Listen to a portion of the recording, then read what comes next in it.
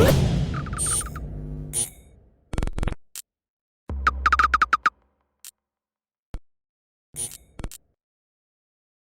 is Andy Purewal for Boxing Social in association with Betfred, and I am joined by potentially the next star of the heavyweight division, George Fox over Zoom. George, how are you doing?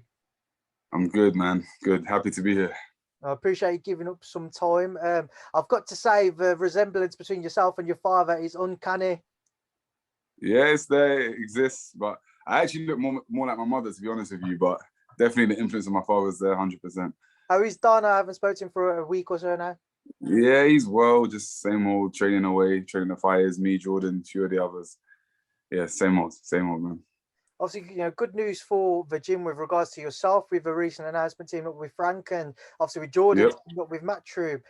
Just start off with yourself. How excited are you with the journey you will now be undertaking with Frank Warren and Queensbury Promotions? Yeah, I'm super excited, man. Really grateful for the opportunity, for the gratitude, and I'm just looking forward to having that, consistent run of fights, get my name out there, show the boxing fans what I'm capable of. For somebody at such an early stage of your pro career, has it been, how frustrating rather, has it been that you haven't been able to be as active as what I imagine you would have liked to have been throughout the pandemic? Yeah, no doubt. I mean, I had about 3 fights in the first year to 18 months of my pro career. And then even in that time, we had a load of cancellations, people pulling out of fights. COVID, no doubt, it's been hugely frustrating, but to be fair, the whole world's been in that same boat. So I'm not in that boat alone. And we've used that time. It's one of those ones where it's almost been a couple of years since I've been in a ring, but in that time, I've had so much experience. So on paper, I'm relatively inexperienced, but like I said, I've been sparring with Tyson Fury, done 2 camps with him, one in Vegas for the Wilder fight, one in Morecambe, sparred with Dillian White, sparred with Joe Joyce. So I've been very active, full of learning opportunities and stuff. So yeah, it's been a decent time given the tough situation. Before we do come on to your past experiences with the likes of Tyson, just want to touch on the plan which Frank and Queensbury have set out for yourself. What do they want to come on? How do they want to guide your career? How do they see everything playing out, say over at least the next year or so? Mm-hmm. Yeah, sure. They have a lot of faith in me. I mean, they've seen what I can do. We want to try and get 5 to 6 bouts over the next 12 months. So stay active, out every couple of months. This time next year, be roughly 10-0. That's the plan. We set out our 3-year plan together, and that is what we're looking at. And by this time next year / the fall of next year, we'll be looking to get in British title contention. That's our aim. They have faith in fast tracking me. We're not going to take ages. We're not going to have loads of learning fights. We'll probably have one sort of, ring rust, get back in a ring fight, and then after that, we'll be stepping up pretty rapidly. So yeah. Let's touch on that then. Your first fight under the Queensbury banner, July 24th, on the Joyce Takam undercard. What should everybody expect to see from yourself, especially after such a long time out? Will you be looking to effectively let out that frustration from not being able to get into the ring as quickly as what you would have liked? Yeah, like I said, I've been working my ass off, man. I've been seriously working hard. I'm ready to go.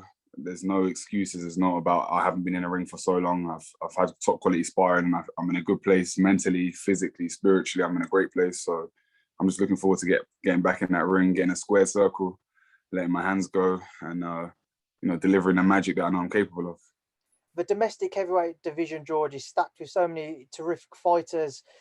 How far off do you feel you are from challenging one of the other, most well-known names in the division? Yeah, listen, I feel ready. It's just more a case of getting the experience now, getting that consecutive bouts under my belt, getting some momentum. It's important as well. I'm a very confident person, but it's important to get, actual performance confidence as well. So that's the direction we're heading in right now. I mean, like, it's thriving, the domestic heavyweight scene. Of course, you've got your upper tier, your guys that are on a world level, and then you've got all these prospects on the Matchroom side. You've got, Fabio Wardley, you've got Babbage, you've got Nick Webb. Over this side, we've got my good friend David Adeleye, who we've done a couple of camps with. No doubt, we've talked about it, that our paths are most likely going to cross at some stage. You then have Nathan Gorman. I mean, Daniel Dubois is ahead of the mix now, looking at a few other options, and Joe Joyce. But Dave Allen's come back on the scene. There's a big 5, 6, 7, 8 heavyweights that I've keeping my eyes on. I'm always watching what they're doing, seeing how they're progressing, and when the time comes, we'll be ready for whoever it is. Just want to touch on kind of your past experiences as well, George. You mentioned that your Tyson Fury sparring. Reflect on it for me. How would you assess it now you've had time to look back on it all? Yeah, once in a lifetime opportunity. For me, the best heavyweight on the planet, especially given my style of boxing. I'm a technical heavyweight. I like to break fighters down, box behind my jab. So learning from him, watching him, observing him firsthand, soaking all that experience. And I've got to say, he's a good man as well. Real humble person, a throwback kind of a man, genuine. His word is his bond, and we became, pretty close friends. We stay in touch week to week basis. It always advises me on things, and it was a special opportunity that I was proud to be part of. George, I don't know if your paths would have crossed either, but did you ever share the ring with Derek Chisora when he was working with your father? Yeah, sure. Many times, many rounds. I mean, when I first ever jumped in the ring, Derek put a beating on me, obviously, when I was a kid, and watching my dad train him for years, and sparred him many times, and eventually, obviously, figured that all out, figured his style out and stuff. And it was good to have that sort of mentor in camp from such a young age. I remember going back on all the journeys we went on, going out to Helsinki when he fought Helenius, going out to Munich when he fought Klitschko, and just being part of, those sort of world level affairs from such a young age. A huge learning curve for me, and believe me, all those moments, all those experiences they're in my mind, they're in my DNA, they've stayed with me. So it's gonna pay dividends later on. I was gonna say, all those experiences as well, do they just whet the appetite for yourself further to reach those levels yourself? Yeah, 100%. I mean, it's a weird one. This is kind of like a sort of paradox where it's a scenario where on paper I'm inexperienced. I've only had a few fights, but I'm vastly experienced. I've been around boxing for a long time. I'm a student of the sport. I'm always watching boxing, observing, watching your throwback fighters, your old fighters, keeping up with everything present. Sparring, I've sparred everyone pretty much on a world and domestic level. So I've been around a lot of boxing for many years, and I'm not tender in age either. So I feel, like I said, mentally ready, physically ready, and now it's time to blossom and show what I can do. All right, George, just whilst I go, you want to get your thoughts on a few fights coming up. You mentioned Sure. two guys earlier, Nick Webb, Fabio Wardley. Those guys will be clashing at Fight Camp. Just to get your thoughts on that fight. What do you make of it? Yeah, that's one hell of a fight. Good matchup. I mean, Nick Webb, a hard puncher, bangs. Fabio has got a good skill set, fast for a heavyweight, unorthodox angles. Defensively, maybe a few questions. I think he's, like a reflex-based heavyweight. He relies on a lot of head movement to avoid shots.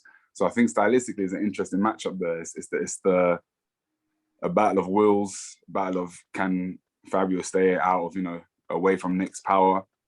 I reckon it's going to be one hell of a fight. I've got my opinion, which I keep to myself.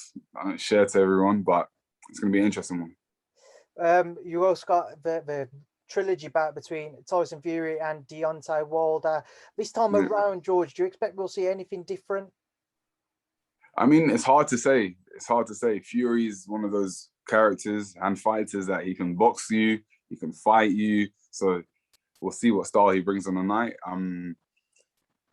Wilder, he always carries that knockout power, as we all know. So that's why, irrespective of us seeing it twice, there will always be that intrigue, purely because it's heavyweight boxing, and no one other than Deontay Wilder can probably end the fight, so quickly or so abruptly. So that element always will keep people interested. So, obviously I'm always backing my boy. I back Tyson to get the job done, but again, he has to be on his game, 100% focused, which I'm sure he will be. It'll be another great night of heavyweight boxing. As someone who's worked around Tyson, being around him, and someone who's got a heavyweight mentality as well, how much do you think Tyson, if at all, has gotten underneath Deontay's kind of skin? And do you think Tyson's been behind the change in Deontay's approach to this fight? We saw their press conference recently where he was very quiet, wasn't engaging with the media. Mm-hmm. Do you put that down to Tyson and him, or do you just think Deontay's gone about it by himself? I'm sure it's a mixture of two things, but Tyson's definitely in his head. There's no doubt about it. Like when you're, we're all fans, we're all observers, but when you've been inside that ring and you've shared however many rounds, 18 rounds that they've shared together, whatever it may be, there's an energy that goes on when you're inside that ring. And there's an understanding. Sometimes you don't, it's not words, it's expressions, it's a feeling. And he will know what he feels inside, and Tyson will know what he feels inside. So all the show, all the press conferences, I don't get caught up in that too much, but I do believe that Wilder is very, very fearful of Tyson Fury, no doubt about it. His aura, he's got a very powerful aura, Tyson. Very, very. I've seen it firsthand. I've seen it even in the 2 fights when he fought Derek. I know Derek's personality pretty well, and he usually overwhelms a lot of his counterparts in press conferences, Derek, because he's a big character himself. But around Tyson, Tyson's a huge character, and I've seen he's got this ability to sort of swallow and engulf people's usual, state of mind and demeanor. I've even seen it when the David Haye fights never came about, but when Fury and Haye had a few conferences, I saw it then as well. And David Haye's a huge character, but he's got a special way about him, Tyson, 100%. And final one, just to get your thoughts on, because I know you've got to shoot off shortly. Anthony Joshua, Alexander Usyk looks set for September time. What do you expect in it? Because it certainly is an interesting matchup. Yeah, it's an interesting matchup. I think Usyk will pose some questions, no doubt. I do fancy AJ to get the job done and by a stoppage as well. I'm not convinced about Usyk operating as a heavyweight. I'm just not knocking anything he did at cruiserweight. I also think even if you look at the cruiserweight being undisputed champion there, I'm not taking anything away from him. Great fighter, but you have to look at the talent pool, the cruiserweight talent pool. Apart from Bradis, is pretty limited, and you've even seen with how Lawrence dispatched of Glovacki compared to how some of the other cruiserweights have dealt with him. It kind of shows the level there. So I think people think Usyk's probably a bit better than he is, if I'm honest with you. He's a special fighter, but I don't think he's going to cause a serious threat to any of the heavyweight champions. But again, it is heavyweight boxing. You never know. I'm sure for a few rounds it'll be interesting. Technically, he sounds southpaw stance, so let's see. But I fancy AJ by knockout in that one, late rounds. Right, George, we will leave that there now. I'll leave you to enjoy the rest of your day. I appreciate your time. Thank you for speaking to Boxing Social. No, thank you for having me. Thank you. Appreciate it. And speak soon.